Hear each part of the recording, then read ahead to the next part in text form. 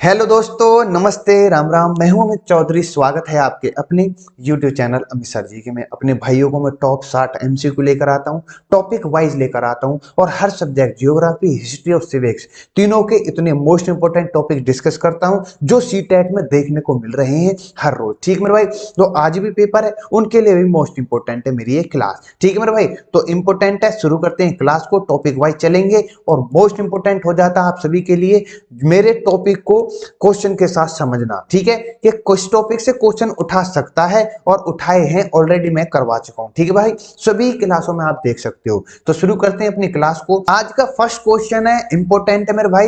देखो, प्यार से और प्रॉपर तरीके से समझेंगे क्वेश्चनों को। ठीक है, तो इंपॉर्टेंट है। फर्स्ट क्वेश्चन आपके सामने है, आराम से प्यार से।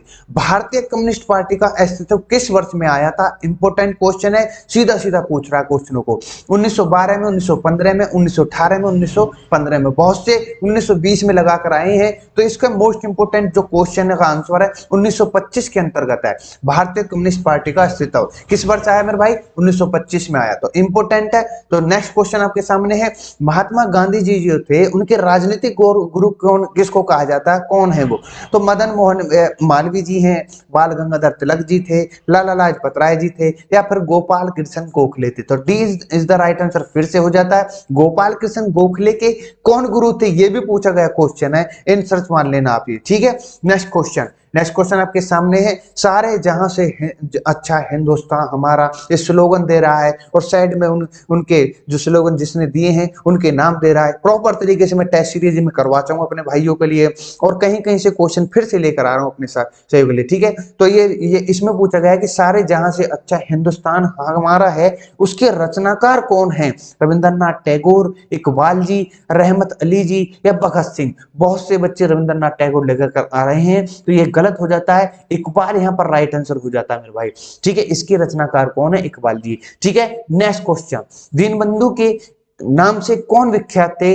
GS खरपड़े, आचार्य नरेंद्र देव जी, या चित्तरंजन दास जी, या CF एंड्रयूज दे? तो सिंपल आंसर है सी, यहाँ पर राइट आंसर हो जाता है। चित्तरंजन दास जी को ही बोला जाता था। अच्छा, नेक्स्ट क्वेश्चन है, इस प्रकार से घुमा फिरा के क्वेश्चन पूछ रहा है, माई एक्सपेरिमेंट विद ट्रूथ के रचनाकार कौन है? महात्मा गांधी जी, मौलाना आजाद जी, जवाहरलाल नेहरू जी, जयप्रकाश नारायण? सिंपल आंसर है महात्मा गांधी जी इसके रचनाकार है। इंपोर्टेंट है, माई एक्सपेरिमेंट विद ट्रूथ कभी लिखी गई, ये इन कमेंट मुझे बताना। नेक्स्ट क्वेश्चन है, क्रम अनुसार व्यवस्थित करें।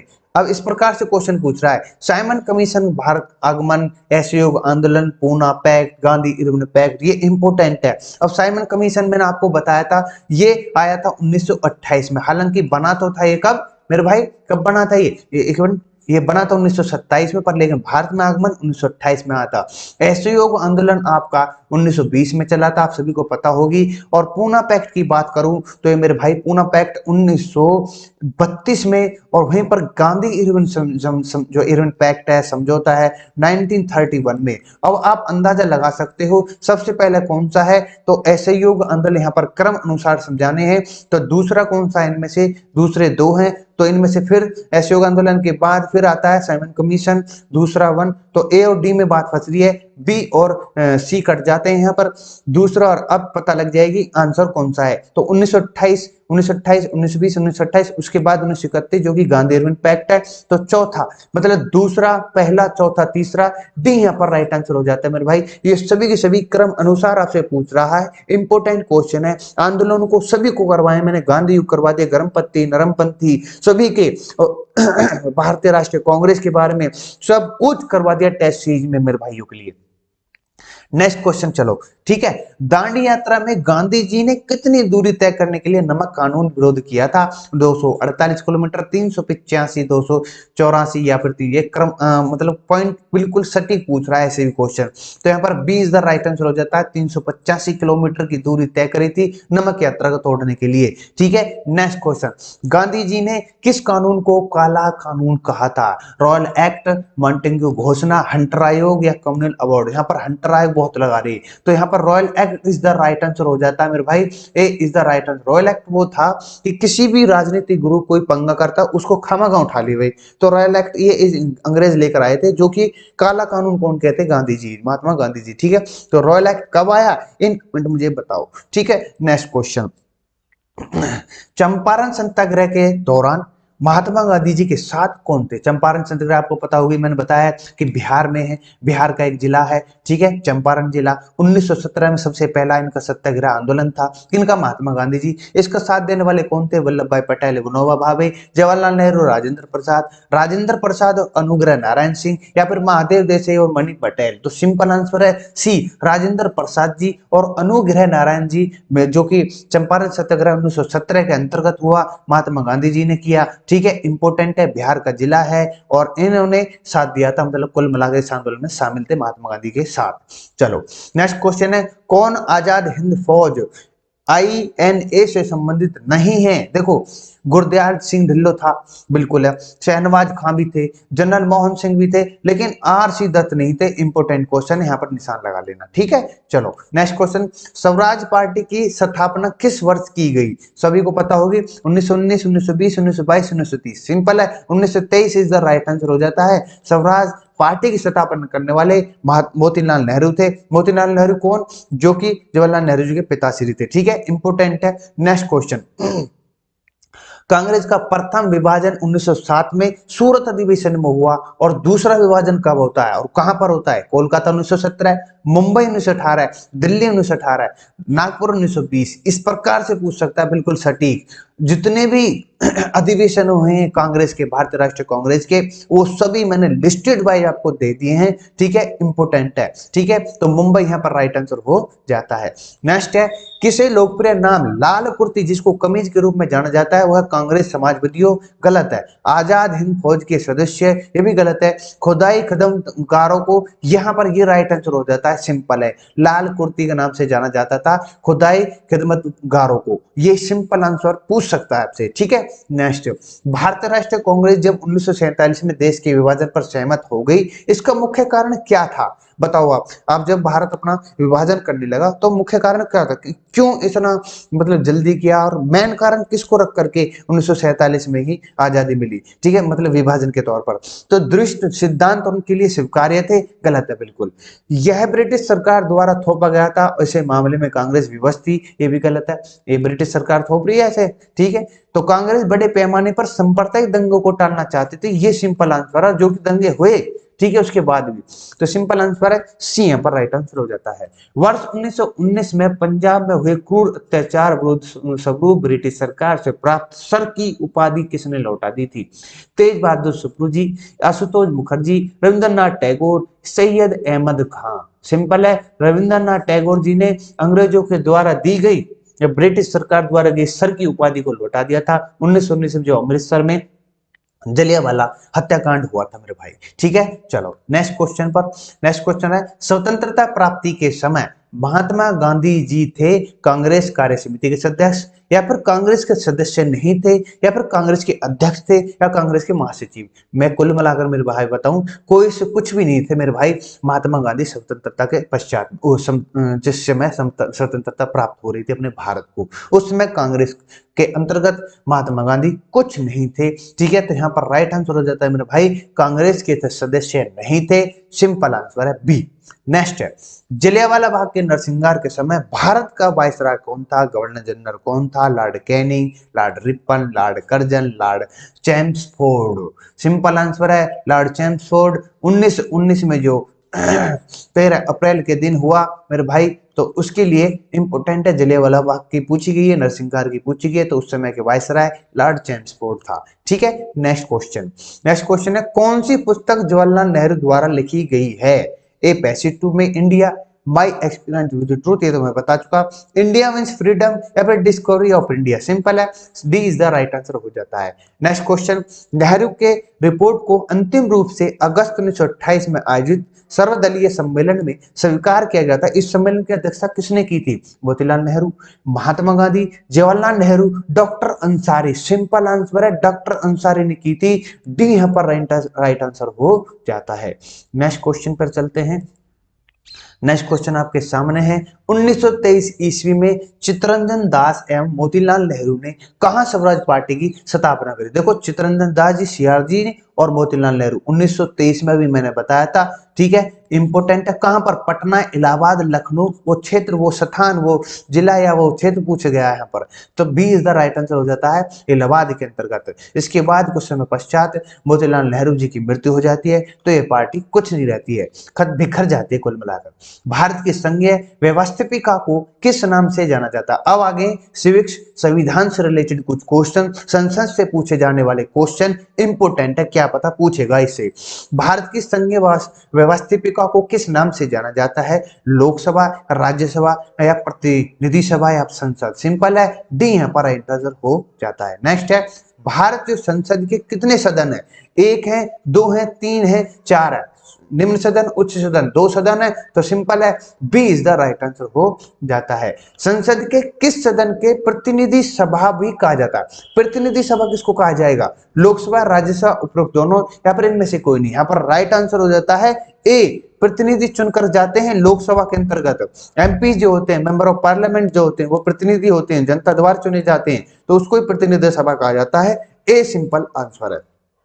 नेक्स्ट, संसद का लोकप्रिय सदन है लोकसभा या फिर राज्यसभा या उपरोक्त दोनों या फिर इनमें से कोई नहीं? यहाँ पर पूछा गया लोकप्रिय सदन है, लोकप्रिय मतलब कि दोनों ही है, सिंपल है, सी इज द राइट आंसर हो जाता है। नेक्स्ट क्वेश्चन पर चलते हैं। नेक्स्ट क्वेश्चन आपके सामने, संसद का स्थायी सदन कौन सा है? एक अस्थायी सदन होता है, एक स्थायी सदन होता है। लोकसभा स्थायी सदन है, बिल्कुल गलत है। लोकसभा अस्थायी सदन है, कभी भी बिखर जाती है सरकार, तो अस्थायी इसलिए है। राज्यसभा यहाँ पर राइट आंसर हो जाता है, बी राइट आंसर हो जाता है। हर 6 वर्ष के तक के चुने जाते हैं, वो अलग बात है, हर 2 वर्ष में चेंज होते रहते हैं, पर लेकिन 6 वर्ष का कार्यकाल होता है और स्थायी सदन होता है ये कौन सा? राज्यसभा। बात पूछी गई संसद का स्थायी सदन, तो वही राइट आंसर है बी, ठीक है। अस्थायी लोकसभा है और राज्यसभा स्थायी सदन है। नेक्स्ट है, भारतीय संसद बनती है केवल लोकसभा द्वारा, राज्यसभा लोकसभा द्वारा, केवल लोकसभा राष्ट्रपति द्वारा, यहाँ पर तीनों द्वारा, तो D is the right answer हो जाता है। लोकसभा भी, राज्यसभा भी, राष्ट्रपति भी, तीनों की तीनों से संसद बनती है अपने भारत की। नेक्स्ट, निम्नलिखित में से देखो इंपोर्टेंट है, कौन सा एक प्रावधान भारतीय संविधान के अंतर्गत संसद के सदस्यों के लिए विशेष अधिकार द्वारा उन्मुक्तियों द्वारा निर्धारित करता है? अनुच्छेद 105 में उन्मुक्तियां हैं, इंपोर्टेंट है, पर ज्यादा जाने की जरूरत ना है, बी यहाँ पर राइट आंसर हो जाता है। नेक्स्ट है, निम्नलिखित में से कौन संसद का अन्य भाग नहीं है? राष्ट्रपति है बिल्कुल, उपराष्ट्रपति नहीं है और सभी के सभी हैं, B is the right answer हो जाता है। नेक्स्ट क्वेश्चन पर चलते हैं मेरे भाई। भारत के संविधान में कहा गया है कि भारत की संसद के 3 अंग है। आपको पता है, लोकसभा भी, दूसरा अंग राज्यसभा, तीसरा अंग का राष्ट्रपति हो जाता है, ऐसे घुमा फिरा के पूछ लेता है। भारतीय संसद के कितने अंग है? 3 अंग है, वो आपको मैं बता चुका हूं। बात करें भारतीय संविधान के अनुच्छेद में कहा गया है कि संघ के लिए एक संसद होगी जो राष्ट्रपति और 2 सदनों में मिलकर बनेगी, वो किस अनुच्छेद में कहा है? 74, 79, 80, 85। मैं आपको पहले बता चुका हूं सर ला, तो इस प्रकार से याद कर सकते हैं। 37 संसद हो जाता है, 79 की बात हो रही है, अनुच्छेद 79, और उसके बाद आता है राज्यसभा जो कि 80 की बात करता है, लोकसभा 81 की बात करता है। सर ला प्रकार इस प्रकार से याद कर सकते हो आप। तो यहाँ पर बात हो रही है संसद की, संघ की, सिंपल है, तो B is the right answer हो जाता है अनुच्छेद 79। निम्नलिखित कथनों में से कौन असत्य है? लोकसभा को संसद का प्रथम सदन कहा जाता है। देखो असत्य की पूछी है, लोकसभा को संसद का प्रथम सदन कहा जाता है, बिल्कुल। राज्यसभा को संसद का द्वितीय सदन कहा जाता है, ये भी बिल्कुल। और राज्यसभा एक स्थायी सदन है, ये गलत है, सिंपल है। राज्यसभा तो मेरे भाई स्थायी सदन है, ठीक है, ये बिखरती नहीं है कभी भी। लोकसभा संसद का लोकप्रिय सदन है, ये भी आपको पता है, ठीक है। नेक्स्ट, निम्नलिखित कथनों में से कौन सही है? लोकसभा भारतीय जनता की प्रतिनिधि सभा है, बिल्कुल। राज्यसभा संसद का उच्च सदन है, बिल्कुल। राज्यसभा राज्यों की प्रतिनिधित्व करता है, ये भी सही है। उपरोक्त सभी यहाँ पर राइट आंसर हो जाता है, डी राइट आंसर हो जाता है। संसद का निम्न सदन एवं उच्च सदन क्रमश है राज्यसभा एवं लोकसभा, लोकसभा एवं राज्यसभा, लोकसभा और विधानसभा, राज्यसभा और विधानसभा। देखो पूछा गया क्या गया है, निम्न सदन पहले बताना। निम्न सदन और उच्च सदन मैं आपको पहले बता चुका हूं। निम्न सदन बोलते हैं हम अपने आप को लोकसभा को, ठीक है, तो लोकसभा पहले दे रखा है। उसके बाद उच्च सदन बोलते हैं अपने भाई राज्यसभा को, तो बी यहाँ पर राइट आंसर हो जाता है। भटकने की जरूरत ना, कहीं भी घूमने की जरूरत ना, सिंपल आंसर है। संसद का भंग करने के लिए कौन सक्षम है? राष्ट्रपति, उपराष्ट्रपति, प्रधानमंत्री, राज्यपाल। तो सिंपल है, संसद को भंग कौन कर सकता है? सिर्फ और सिर्फ राष्ट्रपति। ए यहाँ पर राइट आंसर हो जाता है। नेक्स्ट क्वेश्चन, भारतीय संसद की संप्रभुता प्रतिबंधित है भारत के राष्ट्रपति की शक्तियों से, न्यायिक समीक्षा से, या विपक्षी दल के नेताओं से, अपोजिट जो नेता होते हैं, अपोजिट जो सरकार होती है, अपोजिट जो पार्टी होती है उनके द्वारा, या भारत के प्रधानमंत्री की शक्तियों के। तो सिंपल है, भारतीय संसद की बात आ रही है तो भाई न्यायिक समीक्षा राइट आंसर हो जाता है, सिंपल बी। ठीक है, नेक्स्ट, संसद के कितने सदस्य होते हैं मैं आपको बता चुका हूं, बी एम डब्ल्यू से याद करवा चुका हूं। बी से बजट जो होता है, एम से मानसून होता है, फिर विंटर आ जाता है, तो सी तीनों को तीनों राइट आंसर हो जाता है। D is the right answer हो जाता है। आप सभी को पता है अभी कुछ ही दिनों पहले अभी विंटर मानसून जो खत्म हुआ है, सत्र खत्म हुआ है, आप सभी को पता होगी। ठीक है, नेक्स्ट क्वेश्चन, संसद के 2 क्रमिक अधिवेशन के बीच अधिकतम कितने समय अंतराल की अनुमति है? 1 माह की। देखो 2 क्रमिक अधिवेशनों के बीच की बात है, 3 माह, 6 माह, 12। तो सिंपल है, 2 की पूछे तो 6 राइट आंसर हो जाता है सी। ठीक है, नेक्स्ट क्वेश्चन, सारे जहां से अच्छा है हिंदुस्तान हमारे रचनाकार तो आपको मैं बता चुका हूं, इकबाल जी है। ये तो दोबारा रिपीटेड क्वेश्चन आ गया, दीनबंधु के नाम से कौन विख्यात है? श्री चित्तरंजन दास जी। इंपोर्टेंट क्वेश्चन है मेरे भाई। तो आज की क्लास आई थिंक इतनी थी, और मैं ज्यादा क्लास कुछ और रह गए शायद, 1 मिनट रुको, आई थिंक जियोग्राफी रह गई है कुछ। ठीक है, मैंने इसमें पीडीएफ डाली हुई है, कुछ क्वेश्चन कर लेते हैं जियोग्राफी के। ठीक है, जो भी इंपोर्टेंट हो जाते हैं। हाँ, ये तो कुछ क्वेश्चन है। हाँ, ये रहा, देखो तालचरम इन कुछ सौर संसाधन से रिलेटेड क्वेश्चन लेकर आया हूं।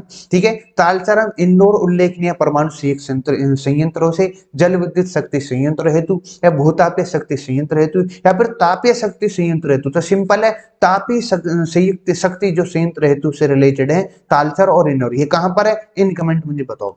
नेक्स्ट है, निम्नलिखित ताप विद्युत केंद्र संबंधित राज्यों में कौन सम्मिलित नहीं है?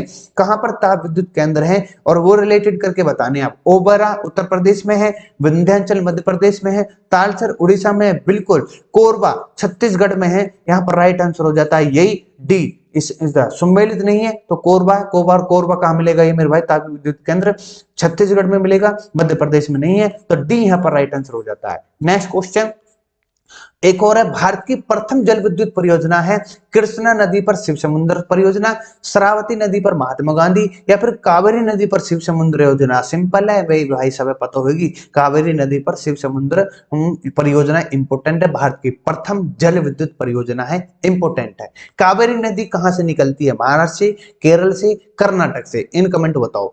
नेक्स्ट है, चूखा जल विद्युत परियोजना जो कि भारत और भूटान की संयुक्त परियोजना है, किस नदी पर स्थित है? मानसा, तिस्ता, वांगचू, महाकाली। सिंपल है, वांगचू यहाँ पर राइट आंसर हो जाता है। सिंपल आंसर है, दिमाग में रिलेट करके बताओगी कि वांगचू नदी कहां पर है, भारत भूटान की बात हो रही है, तो सिंपल है, वांगचू नदी इज द राइट आंसर हो जाता है। नेक्स्ट है, महात्मा गांधी जल विद्युत परियोजना स्थित है कर्नाटक की कावेरी नदी पर, कर्नाटक में तुंगभद्रा नदी पर, कर्नाटक में शरावती नदी पर, या पर कर्नाटक में कृष्णा नदी पर। सिंपल है, शरावती नदी इज द राइट आंसर हो जाता है। महात्मा गांधी जल विद्युत परियोजना की पूछी है। ठीक है, नेक्स्ट क्वेश्चन आपके सामने। अच्छा, दुलहस्ती जल विद्युत परियोजना स्थित है जम्मू कश्मीर में झेलम नदी पर, जम्मू कश्मीर के चिनाब नदी पर, या फिर जम्मू कश्मीर जो हिमाचल प्रदेश के सतलुज हिमाचल की व्याह पर। सिंपल है, दुलहस्ती में कई बार धुला गया चिनाब नदी में, तो इस प्रकार से रिलेट करके बताया था मैंने, जम्मू एंड कश्मीर चिनाब नदी इज द राइट आंसर हो जाता है इसका। ठीक है, ये मैंने मैप दे रखे हैं और इसके अंतर्गत सौर संसाधन जो दे रखे हैं, ऊर्जा संसाधन दे रखे हैं, वो प्रॉपर तरीके से आपको देख रहे होंगे।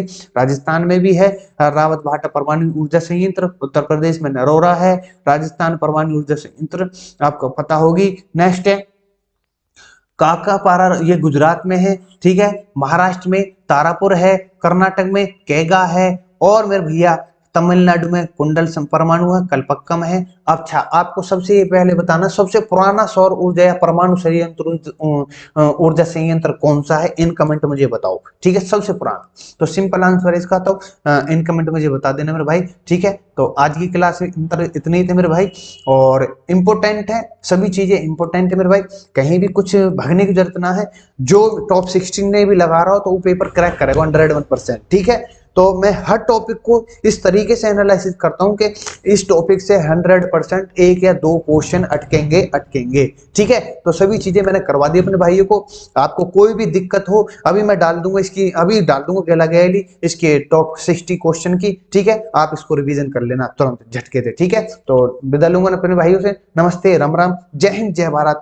मिलेंगे फिर नेक्स्ट क्लास में।